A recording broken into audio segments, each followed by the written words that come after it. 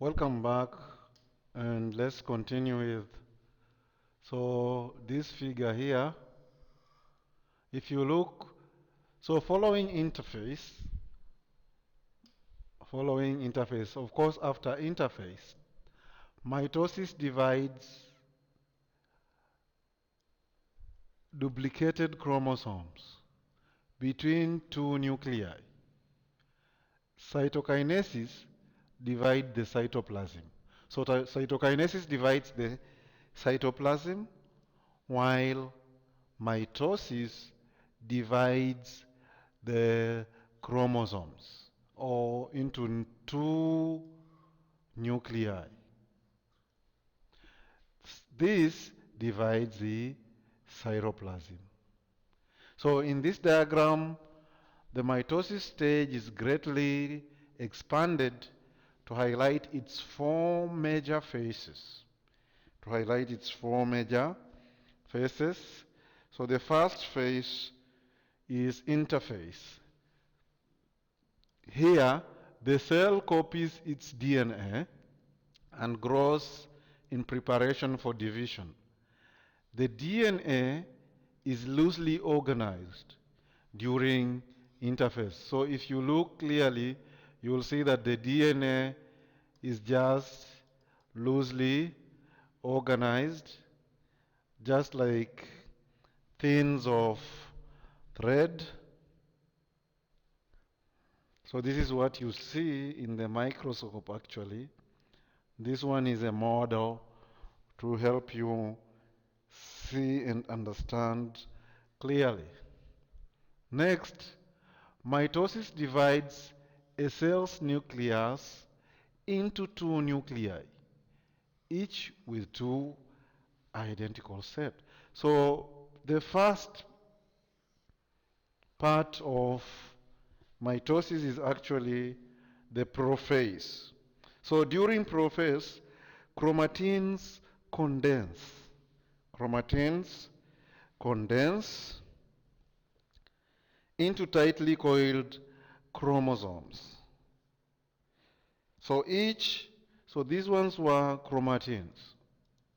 Now, these chromatins will actually condense to form chromosomes. So the nuclear envelope breaks down. You can see here what is happening is that the nuclear envelope is already breaking down. So the nuclear envelope breaks down, the nucleolus disappear. So if we had in the nucleus a nucleolus, then the nucleolus will disappear. The nucleolus will disappear. The centrioles, the centrosome and centrioles begin to migrate. The centrosomes and centrioles, you can see them. These are the centrioles and these are the centrosomes. They will begin to migrate to opposite sides of the cell. Organized microtubules called spindle fibers grow from centrioles and radiate towards the center of the cell. So they are here. These thread-like structures are the spindle fibers. So DNA and proteins condensed into tightly coiled chromosomes. The nuclear envelope breaks down, centrioles begin to move to opposite poles, and spindle fibers start to form.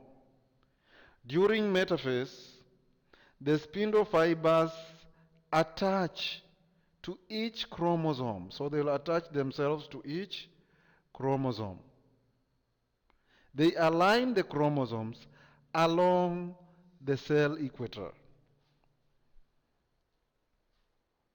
So they will align it around the middle of the cell. Then the third stage now, or stage number 3, is called Anaphase. The next stage is called Anaphase. Anaphase is number 3. Let's see what happens to anaphase. So at the time of anaphase, this is now anaphase. And here, this is what you can see in your microscope. So during anaphase, sister chromatids separate from each other. You can see these sister chromatids will now separate from each other. Sister chromatids separate from each other.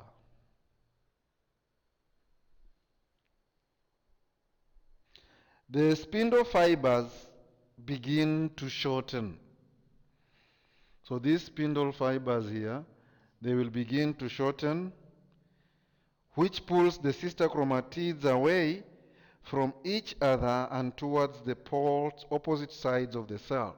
So this will start pulling them apart towards the poles. So chromatids separate to opposite sides of the cell. Cytokinesis usually begins in the late anaphase or telophase. So cytokinesis, which is of course the division of the cytoplasm, may also start beginning in the late anaphase or telophase. During telophase, a complete set of identical chromosomes is positioned at each pole. So you can see that a complete set here has been positioned in opposite chromosomes. That is what we have. The nuclear envelope starts to form. So the nuclear envelope, which had disappeared, of course, here, you can see, you don't see it here, it will start to come back. So the nuclear envelope starts to form and the chromosomes begin to uncoil. So the chromosomes which were tightly packed will start to uncoil and the spindle fibers will fall apart. The spindle fibers will fall apart.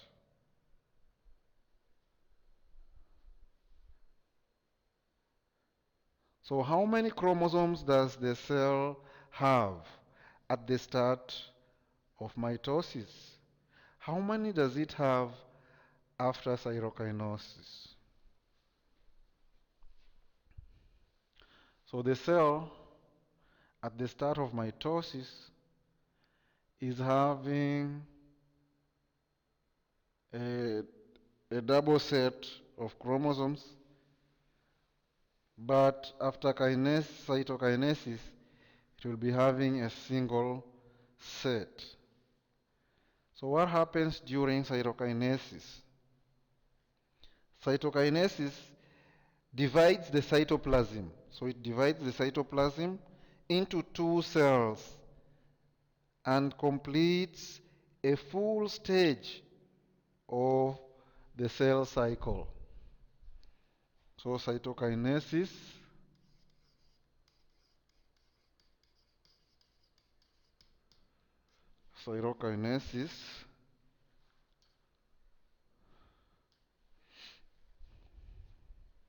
divides the cytoplasm, divides the cytoplasm into 2 cells,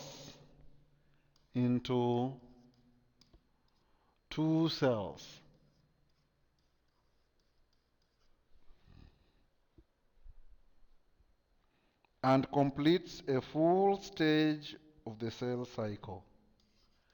And completes a full stage of a cell cycle. So after cytokinesis, the cell cycle is actually complete. So cytokinesis differs in animals and plants. Cytokinesis differs in animals and plants. So in plants, it is different, and in animals, it is different. So what brings about the difference between the two? So you can pause the video and think about it. So in animal cells, the membrane forms a furrow. In animal cells,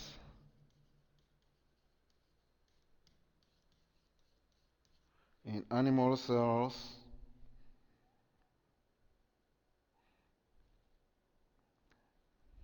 the membrane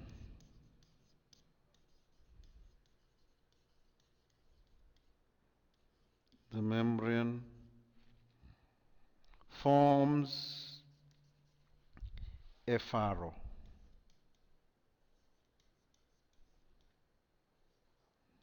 or trench,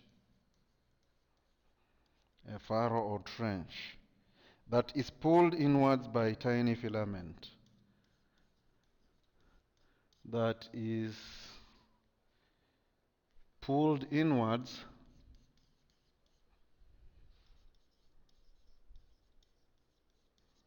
by tiny filaments.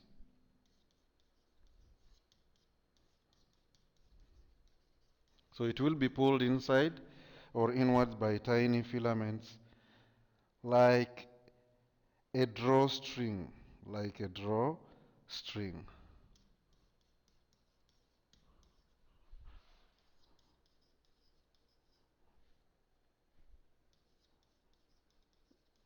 So we already looked at it in the previous page. So gradually, the membrane pinches closed, forming a separate cell around each nucleus.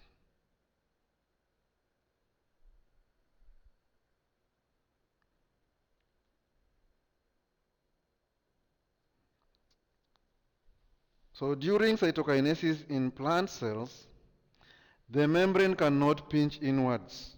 Why? Because of the cell wall.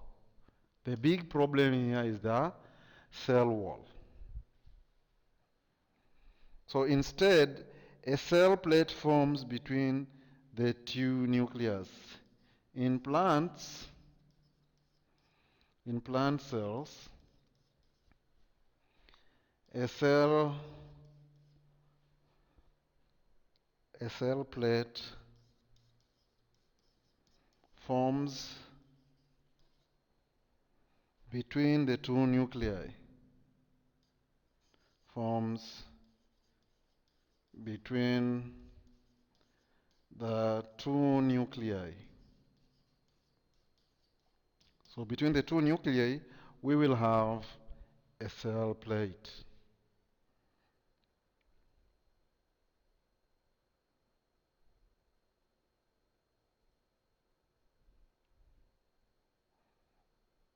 So you may ask yourself where the cell plate comes from. It is made by the Golgi apparatus. It is made by the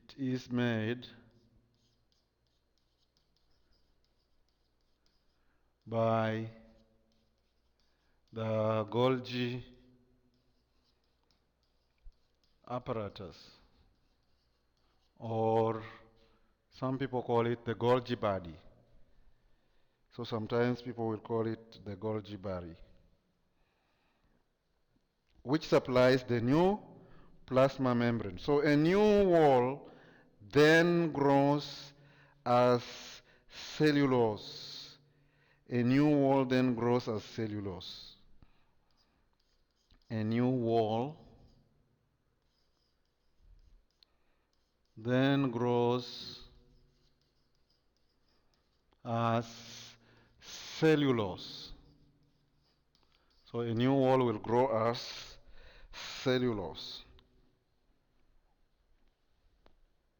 And other materials are laid down. So typically, cytoplasm is divided. Cytoplasm is divided evenly between daughter cells in both plants and animals.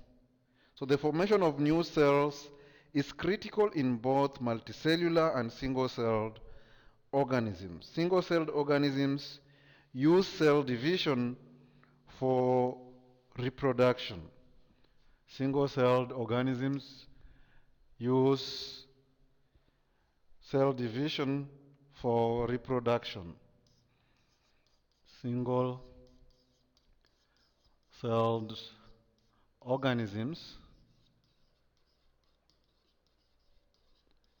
use cell division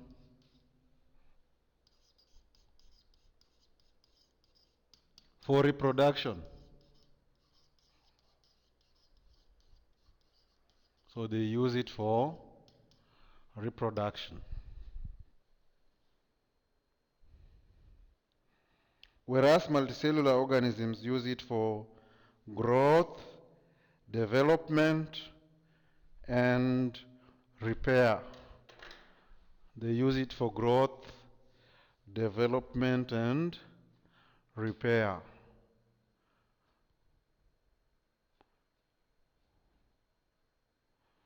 So we will stop here, but we stop. How does cytokinesis differ in animal and plant cells? That should be the question you will be asking yourself